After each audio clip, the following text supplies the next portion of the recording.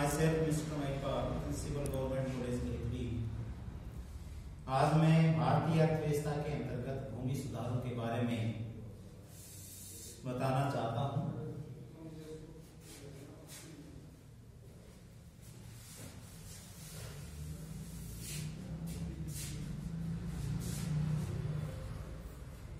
भूमि सुधार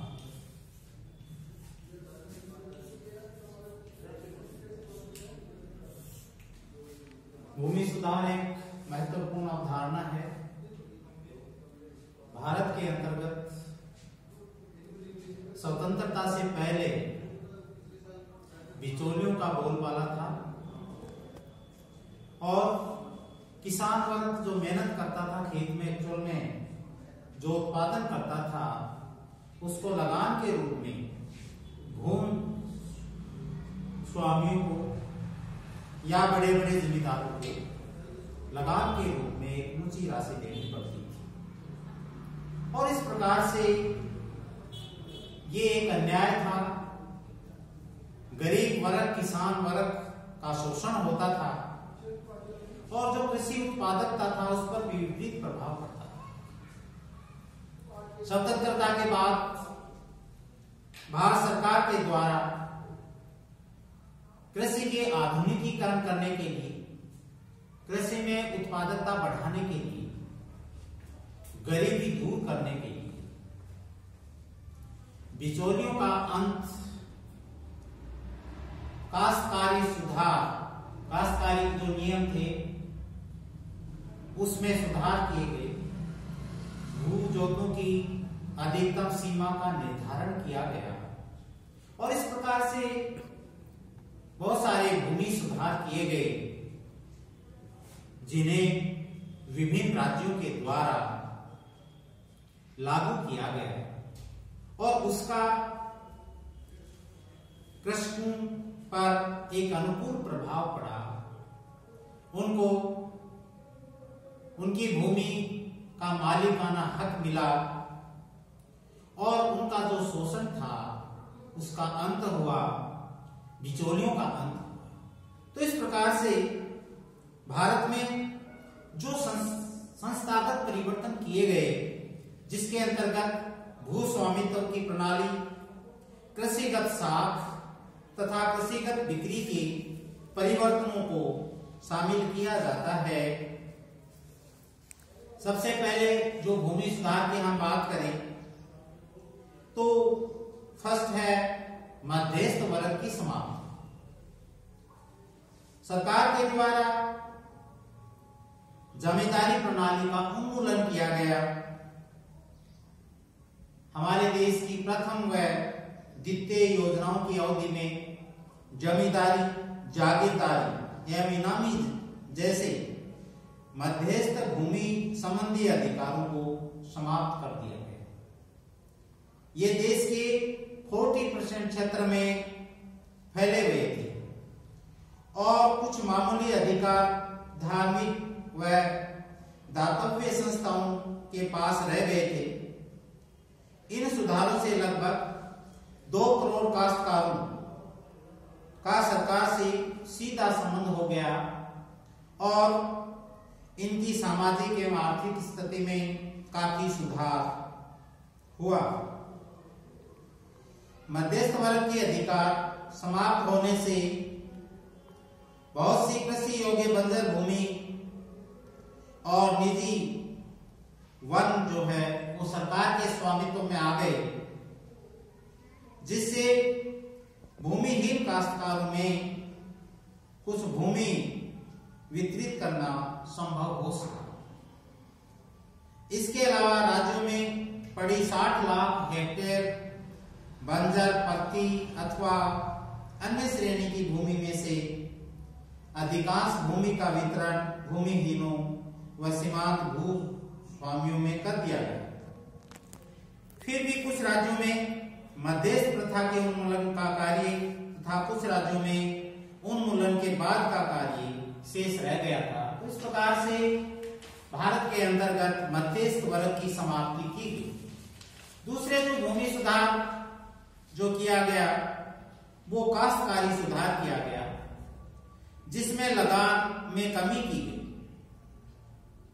आंध्र प्रदेश, पंजाब व हरियाणा को छोड़कर सभी राज्यों में लगान सकल उपज के 1/4 से घटाकर 1/5 कर दिया गया। अन्य राज्यों में भी लगान घटाने के प्रयास किए गए। पश्चिम बंगाल में समस्त निम्न श्रेणी की रैयत और अंडर रैयत को राज्य के सीधे संपर्क में ला दिया गया, लेकिन बटाईदारों को शामिल नहीं किया गया। तो इस प्रकार से काश्तकारी सुधार के अंतर्गत लगान में कमी कर दी गई।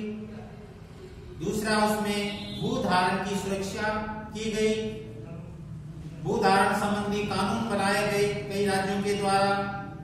इनके द्वारा काश्तकारों की बेदखली रोकी गई, परंतु ऐच्छिक परित्याग के बहाने काश्तकारों की बेदखली रोकी गई।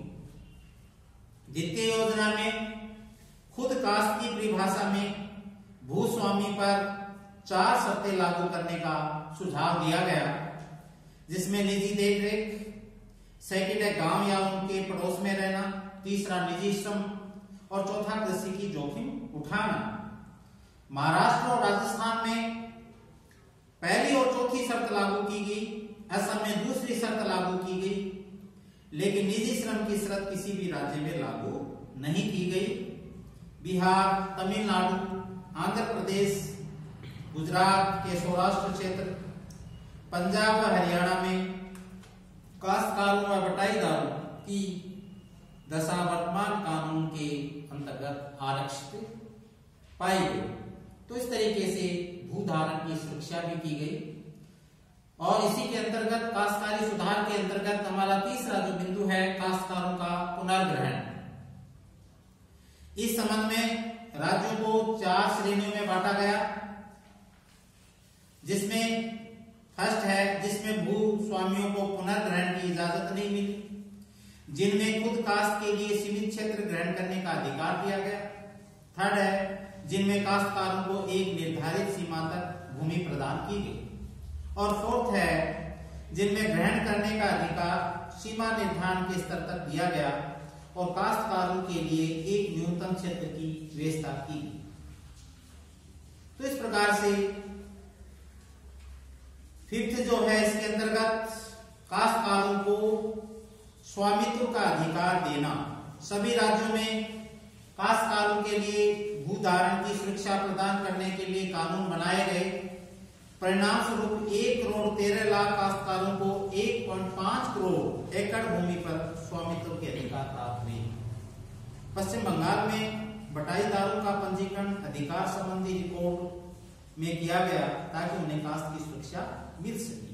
तो इस प्रकार से काश्तकारी सुधार किए गए देश के अंतर्गत और इन्हें राज्यों में लागू किया गया। थर्ड जो है वो सीमा निर्धारण। द्वितीय योजना में सीमा निर्धारण पर पुनः जोर दिया गया और इसके लिए सीमा में पारिवारिक जोत का द्विगुना निश्चित करने का सुझाव दिया गया। इसमें है भावी जोतों की सीमा। इसमें यह निश्चित किया जाता है कि भविष्य में एक व्यक्ति ज्यादा से ज्यादा कितनी भूमि प्राप्त कर सकेगा। विभिन्न राज्यों में भावी जोतों पर सीमा निर्धारित की गई। वर्तमान जोतों पर सीमा लागू करना ज्यादा कठिन होता है। विभिन्न राज्यों में सीमा निर्धारण के कानून पास किए गए। असम में 17 एकड़ और पश्चिम बंगाल में 12 से 17 एकड़ तथा राजस्थान में 2 फसलों की सिंचित भूमि पर 18 एकड़ भूमि पर, एक फसल की सिंचित भूमि पर 27 एकड़ पर तथा सूखी भूमि पर 54 से 175 एकड़ के बीच सीमा लागू की गई। सीलिंग के ऊपर की भूमि राज्य सरकारें अपने अधिकार में ले लेती हैं। अतिरिक्त भूमि पर भूमिहीन किसानों व छोटे किसानों को बसाने का कार्यक्रम रखा जाता है। हमने बात की भूमि सुधार की। यदि हम इसकी समीक्षा की बात करें, भारत में निश्चित रूप से विभिन्न राज्यों के द्वारा ये भूमि सुधार किए गए हैं, परंतु पूर्णतया ये भूमि सुधार लागू नहीं हुए। कई राज्य इसमें एडवांस है और परंतु कई राज्यों में बहुत कम ही भूमि सुधार हुआ है।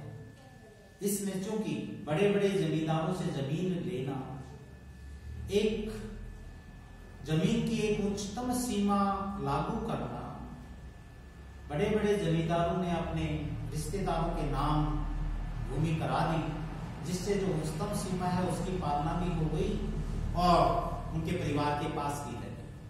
तो इस प्रकार से इसमें बहुत सारी खामियां रही हैं और सरकार को आगे भी इन भूमि सुधारों की जो है प्रगति करना उसका दायित्व है और उसे प्रयासरत रहना है, जिससे कि भूमि सुधार जो है वो वास्तविक रूप से लागू हो सके। धन्यवाद।